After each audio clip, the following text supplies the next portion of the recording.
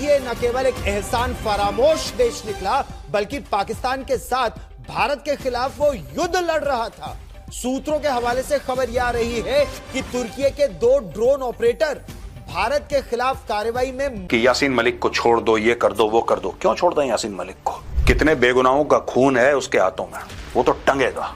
इनको मजबूर कर दो, और भारत सरकार मजबूर करेगी, मोदी जी मजबूर करेंगे कि ये अपने सांप अपने सपोलों को मारेंगे। और तुर्की ग्लोबल के साथ साथ जो है वो एक और भी चैनल बैन हुआ है जो चाइना का था, जिसने ऑपरेशन सिंदूर में बहुत सारे पोस्ट जो है वो ऑपरेशन सिंदूर के अगेंस्ट किए थे। जो चाइनीज एक वेबसाइट था, मेरे ख्याल से एक अपनी, और सर बड़ा फैसला लिया आपने कि नहीं जाना है। क्या सोचा सबसे पहले तो? कितने लोग आपके इस टूर में जा रहे थे? अप्रॉक्सीमेटली 35 लोग जा रहे थे। हम लोग एनुअली हर साल अपनी लॉ फर्म के लॉयर्स को कहीं ना कहीं इंडिया या फॉरेन मारे गए। इसका मतलब साफ है कि तुर्की ने न केवल 2023 में आए विनाशकारी भूकंप के दौरान ऑपरेशन दोस्त के तहत भारत की मदद के बदले अपने ड्रोन से भारतीयों का खून बहाया, बल्कि एक दुश्मन देश की भूमिका निभाई है, जिसके ड्रोन ऑपरेटर्स जिंदगी झंडबा फिर भी घमंडबा। जश्न में कमी नहीं होनी चाहिए, समझ रहे हैं, चाहे हार जाएं। उसने बोला सर आप ट्रेड करो ना करो, पाकिस्तान तो कुटेगा। तुमने अपने पप्पा चीन का अरबों डॉलर का नुकसान कर दिया, अरबों डॉलर का, क्योंकि तुम्हारे पायलट को जहाज नहीं चलाने आते, ऐसा चाइना बोल रहा है। वीडियो न्यूज चैनल भी है उसका, नहीं हुए तो बहुत सारे हैं, लेकिन ये जो नाम आपको ले रहा हूं, ये बड़े बड़े न्यूज चैनल है, उनके मेन स्ट्रीम है।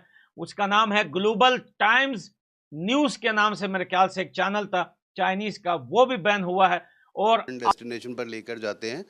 तो जैसे ही हमें मालूम पड़ा प्रिंट और मीडिया से और न्यूज़ चैनल के माध्यम से कि ये कंट्री एक टेररिस्ट और रोक स्टेट को सपोर्ट कर रही है, पाकिस्तान जैसी, इमीडिएटली हमने डिसाइड किया कि ऐसे देश में हम बिल्कुल नहीं जाएंगे। हम जय हिंद दोस्तों। तो तुर्की जो है पूरी तरह से फंस चुका है पाकिस्तान के चक्कर में। पाकिस्तान में साथ जो दिया है पाकिस्तान का तुर्की, वो देख के जो हमारे इंडिया वाले जो है, इंडिया के जो लोग हैं वो बॉयकॉट कर रहे हैं तुर्की का पूरी जोरों शोरों से। और वो इसलिए हो रहा है क्योंकि जो ऑपरेशन सिंदूर जो हमला हुआ था, वो उसमें भी जो है तुर्की जो है पाकिस्तान का साथ दिया, और जो पहलगाम हमले हुआ उसके ऊपर भी जो है तुर्की ने पाकिस्तान का साथ दिया। और ये देख के जो पाकिस्तान, जो हमारे इंडिया के जो लोग हैं वो देख के, और इस बारे में जो बहुत ट्रेंड चल रहा है ये वाला चीज़ अभी की, जो तुर्की जो है वो पाकिस्तान का साथ दिया है।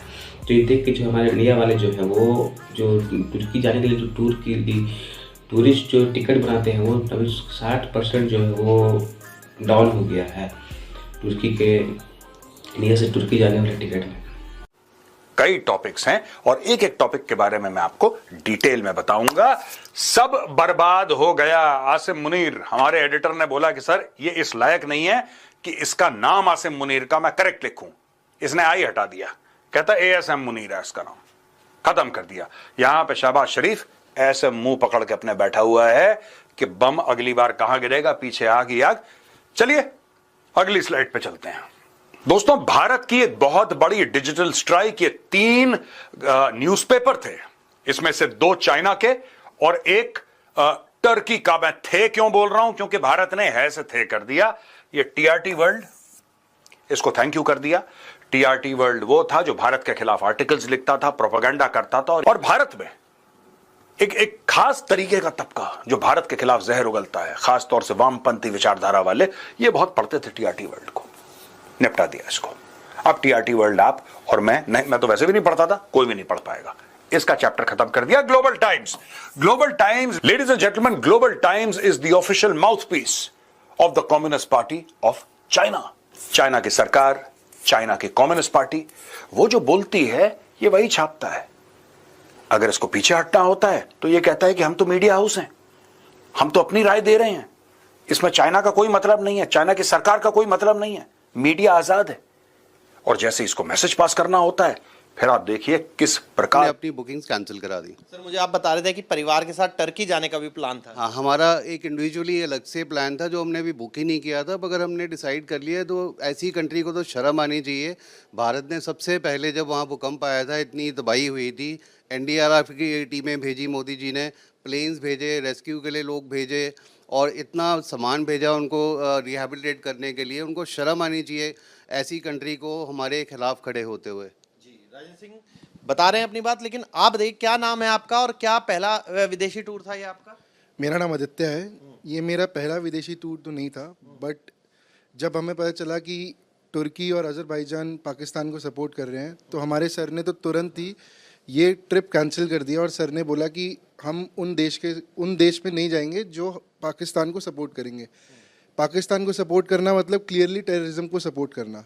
और अब एज अ सिटीज़न ये हमारी बारी बनती है कि हमने उन देशों को बॉयकॉट करना है जो पाकिस्तान को सपोर्ट करेंगे। हमारे सोल्जर्स ने तो काम कर दिया है, बट अब एज अ सिटीजन ये हमारी ड्यूटी बनती है। मेरा आपसे सवाल है, क्योंकि आप युवा हैं, कई बार युवा इस बात को दुख होता है, आपको लग रहा है दुख है या जोश है कि इन ऐसी कंट्रियों को सबक सिखाने का मौका जो है वो आप लोगों को मिल रहा है? बिल्कुल दुख नहीं है, बल्कि ये जोश ही है कि हम अपनी देश के लिए कुछ कर रहे हैं। और ऐसे हमारी इंडिया की वजह से ही उनकी आधी टूरिज्म चलती थी, तो अगर हम उन देशों को बॉयकॉट कर देंगे जो पाकिस्तान को सपोर्ट करते हैं तो बेशक उनका कुछ बिल्कुल ये समझने वाली बात है। सर, बहुत आसान होता है कि किसी भी देश के दुश्मन देश के साथ खड़े हो जाना, लेकिन बहुत मुश्किल होता है उस देश को पटकनी देना। भारत ने पटकनी दी और सेना ने अपना शौर्य दिखाया।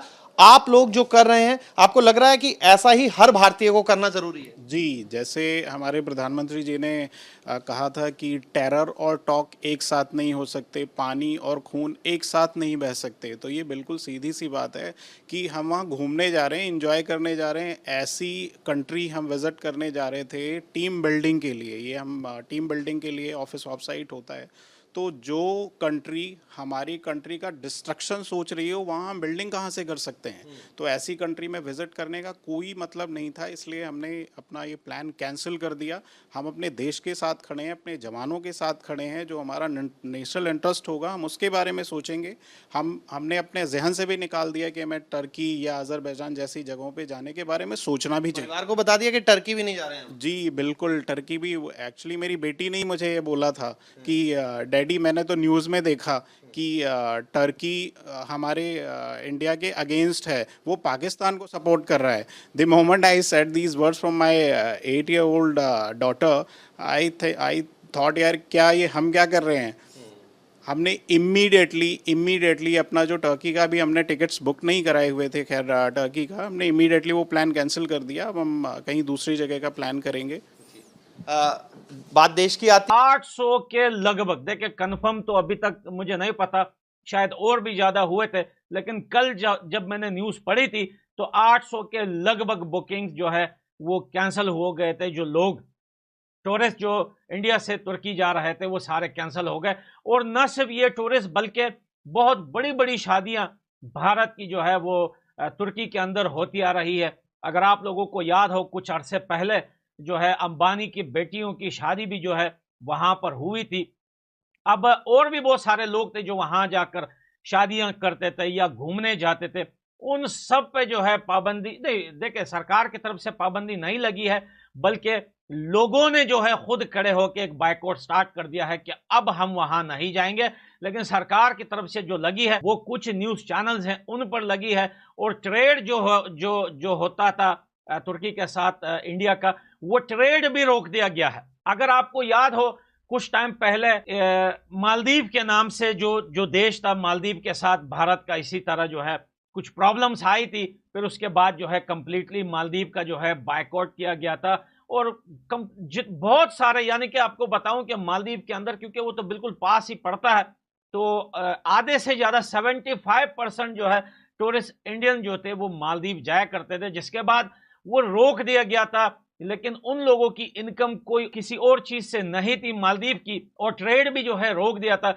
जिसके बाद मालदीव के जो है वो प्राइम मिनिस्टर या प्रेसिडेंट, उनकी जो है कांटेक्ट हुआ भी था भारत के साथ, और फिर वो अपनी पॉलिसी में धीरे धीरे जो है वो नरमी ला रहे थे। लेकिन जो बायकॉट हुआ था, जो लोगों ने बायकॉट किया था मालदीव का, वो अभी तक खुला नहीं है, वो उसी तरह ही रहा है। अब जो है वो तुर्की के साथ ये हो रहा है, क्योंकि जब ऑपरेशन सिंदूर जब चल रहा था भारत के अंदर, तो पाकिस्तान के साथ जो है वो 2-3 कंट्रीज खड़ी हुई थी, जिसमें चाइना था और तुर्की था। लेकिन मेरे ख्याल से कि चाइना की तरफ से उतना जो है वो हेल्प नहीं मिली थी पाकिस्तान को जितना तुर्की की तरफ से मिली थी। लेकिन अब ये तब देख लिया वीडियो, तो इसके बारे में क्या राय, आपका ओपिनियन है, खुद ही अपनी ओपिनियन दे, खुद ही अपनी राय दे। चलिए मिलते हैं नेक्स्ट वीडियो में, तब तक के लिए जय श्री राम, जय हिंद।